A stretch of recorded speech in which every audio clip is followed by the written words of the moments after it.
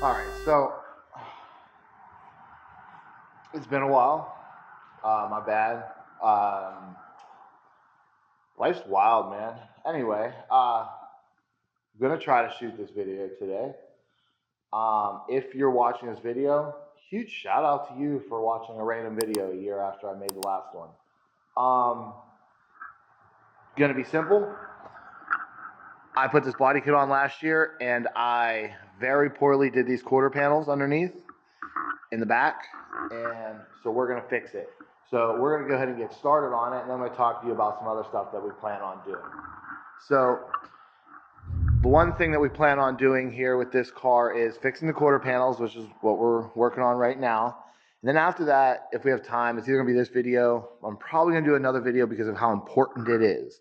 I talked to another guy completely by accident who also did a manual swapped FRS.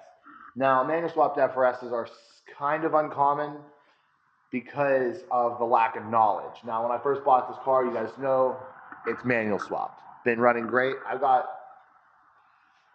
15,000 miles on it since I swapped it.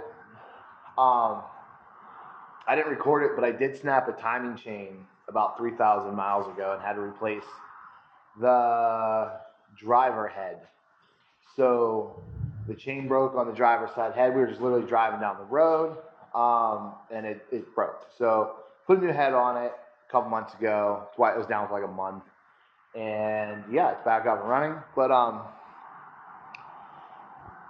the guy figured out a way by using my video to manual swap his FRS. Now, the one thing about the FRS once it's manual swapped is your check engine light comes on, your traction control light comes on. Does it matter? No, it runs great. Doesn't have a problem. Now, if you're in an emissions state or county,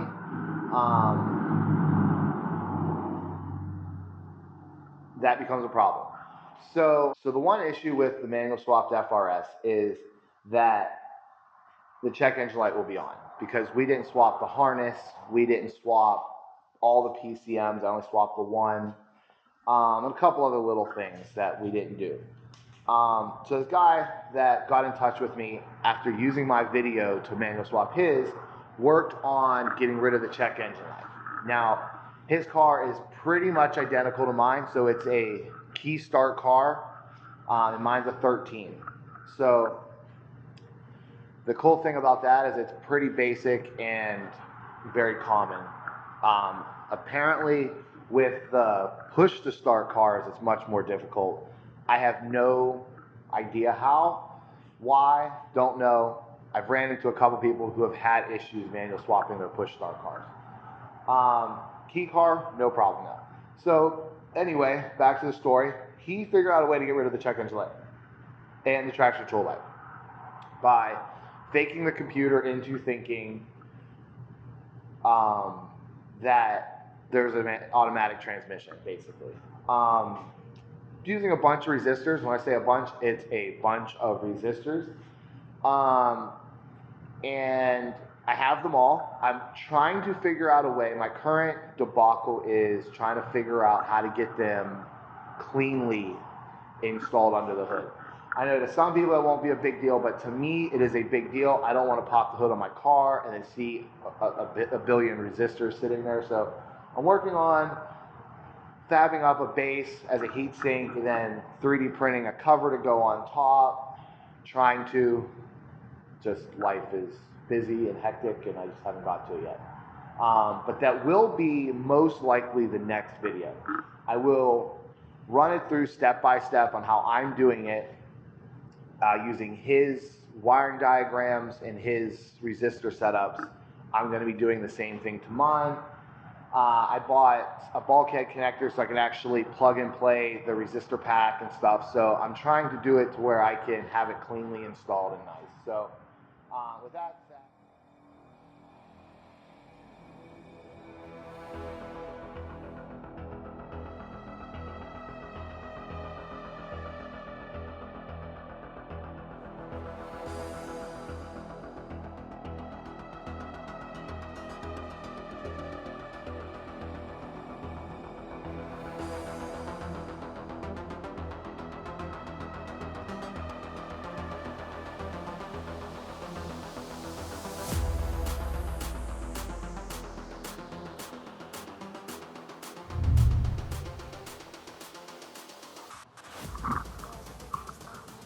All right, so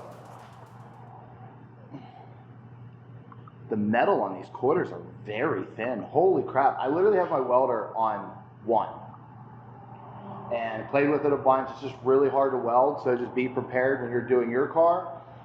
I mean, I've done a lot of S chassis, and I'm fairly certain S chassis have thicker quarter panels than FRSs, but also these weigh less, so I guess there's that. So from here, I have it tack welded on, grinded it down a little bit. You don't got to do a lot, just make sure there's no sharp edges or anything the tire can hit. And then from there, what we're going to do is we're going to tape everything off. We're going to do a little scuffing and then primer and then seam seal it.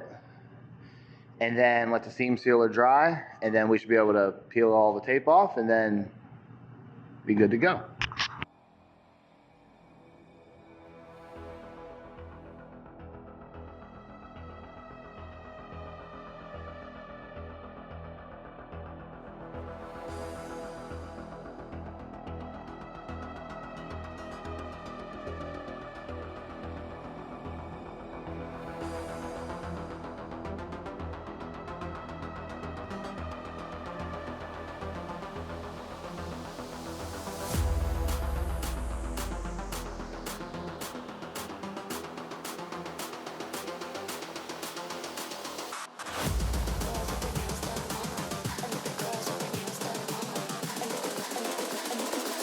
I think the girls with their nails done now.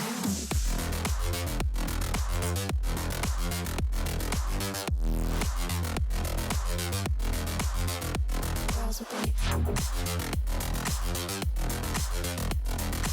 nails done. I think the girls with their nails done.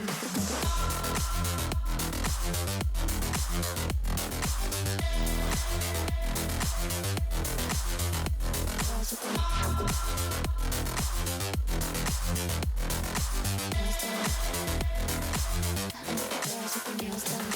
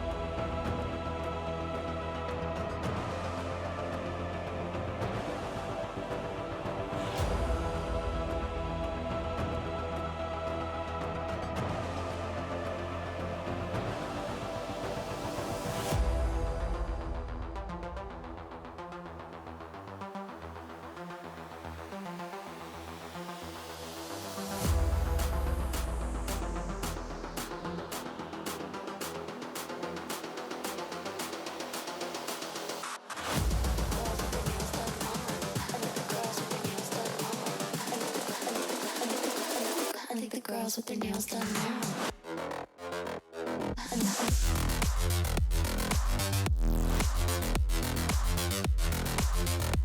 Girls with their nails done. I think the girls with their nails done.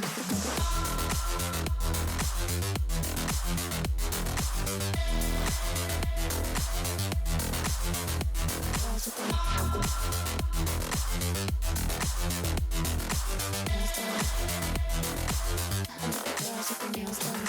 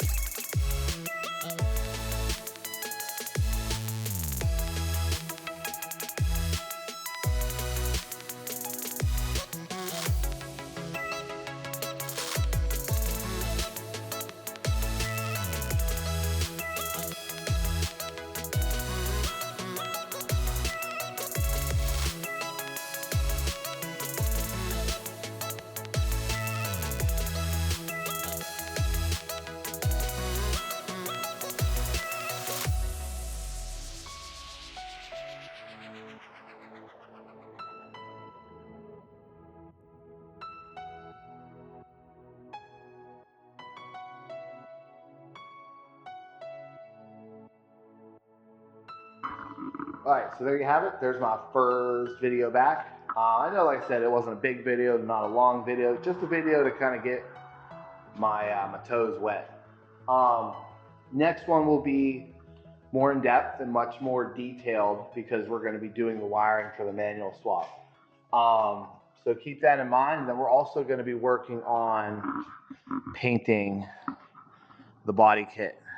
So this is not staying black. It was just temporary, even though honestly it's weird. A lot of people like it black, but I don't. So that'll be the next two things for this car. Yeah. Peace out.